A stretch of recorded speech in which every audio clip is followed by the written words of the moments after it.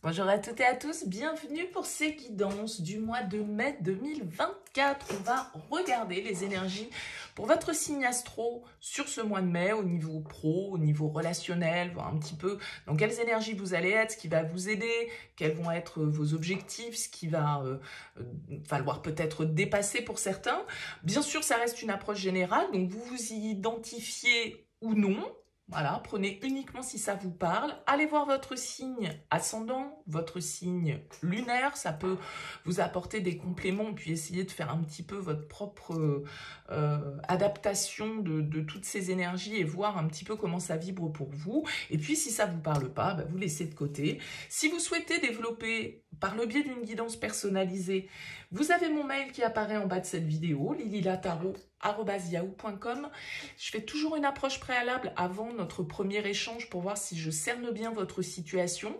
Donc, si vous me contactez, c'est par mail, c'est pas sur YouTube, parce que je vois que des fois on met des petits commentaires, mais voilà, YouTube n'est pas vraiment le lieu d'un échange privé. Donc, sur mon mail, vous me donnez prénom, date de naissance, le domaine, c'est pro, c'est sentimental, c'est financier, pas de santé.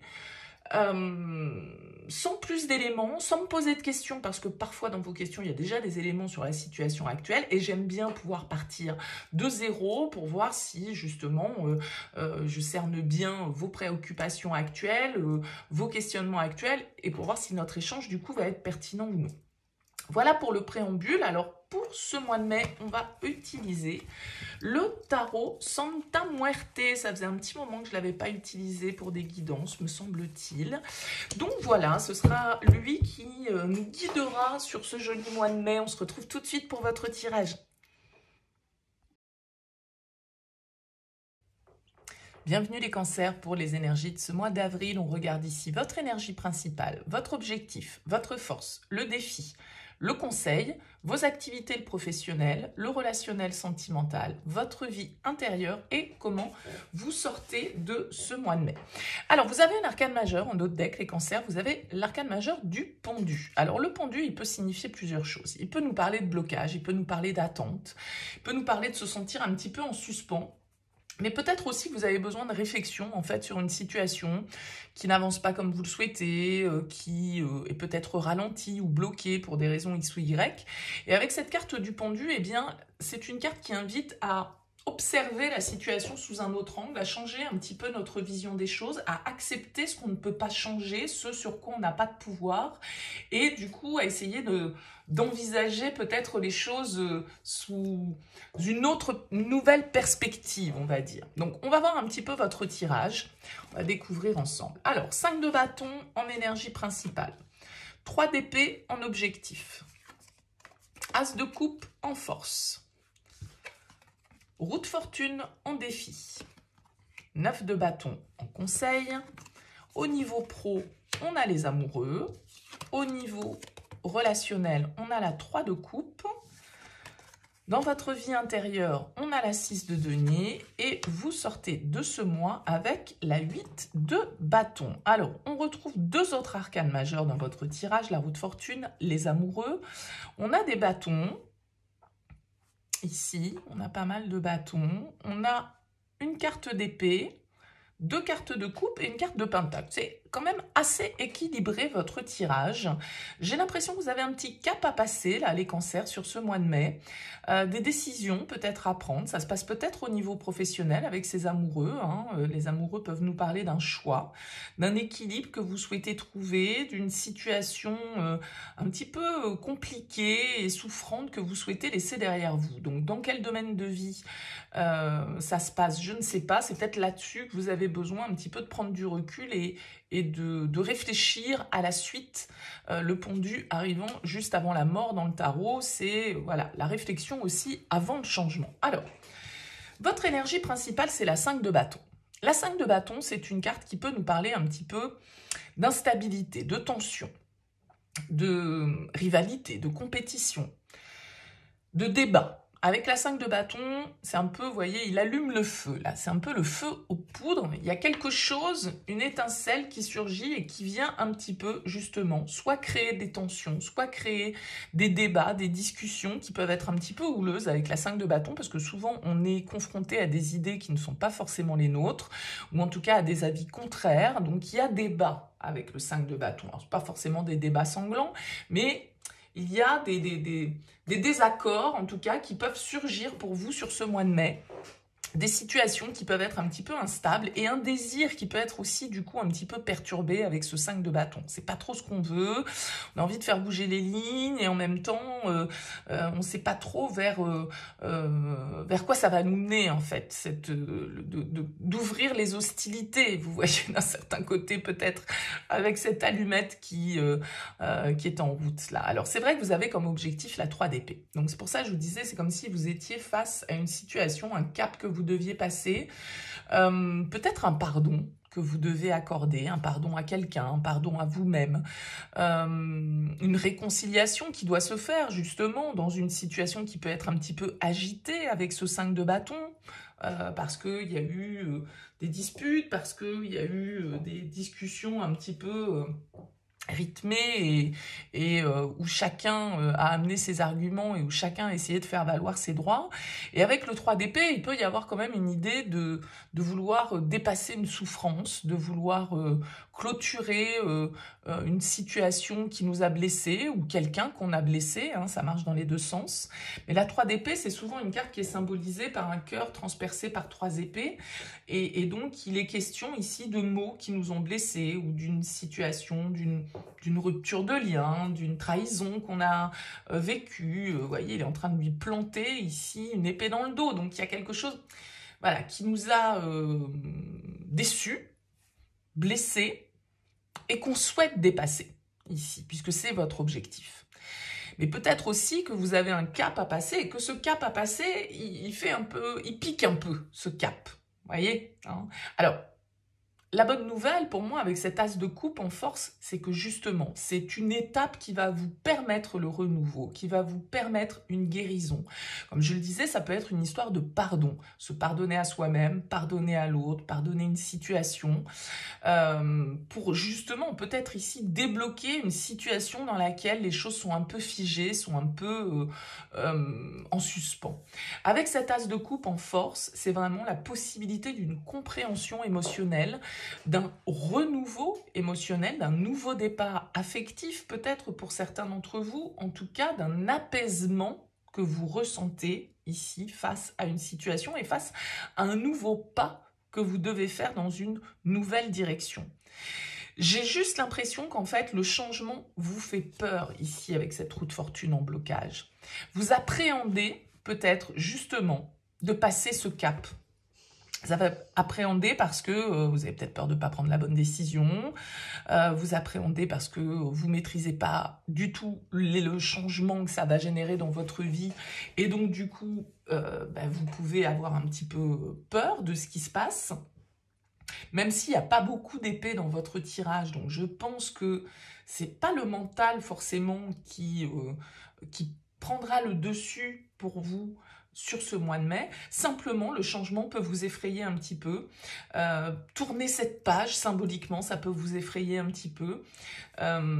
Et du coup, voilà, générer aussi ce 5 de bâton, c'est-à-dire des débats que vous pouvez avoir avec vous-même. C'est-à-dire qu'il y a peut-être une partie de vous qui pense blanc et puis une autre qui pense noir. Et tout ça, ça peut un petit peu s'entrechoquer et faire en sorte que on ait du mal à être aligné. C'est en écoutant ici votre intuition avec cet as de coupe en force, en écoutant votre cœur, que les choses iront dans le bon sens. Hein, si peut-être justement on laisse trop le mental ici avec cette carte du pendu prendre le dessus et notre ego vouloir absolument tout maîtriser, avoir des certitudes et que tous les feux soient au vert, bon, bah voilà, à un moment donné, c'est peut-être un petit peu compliqué et il vaut peut-être mieux lâcher prise.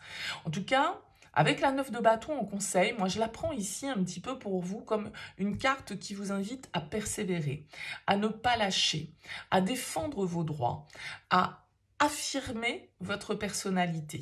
Parce que avec la 9 de bâton, vous avez déjà sans doute quelques cicatrices ici avec ce 3 d'épée, et peut-être pas que celui-ci, peut-être d'autres.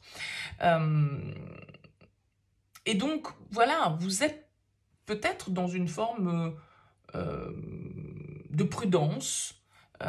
C'est ça, ce manque de contrôle qui peut vous faire peur. Mais le 9 de bâton nous invite à penser qu'il vous faut aller jusqu'au bout de quelque chose. Il ne faut pas lâcher, il faut persévérer. C'est la dernière ligne droite, justement, avant ce changement, avant ce renouveau, avant que les choses ne se mettent en place.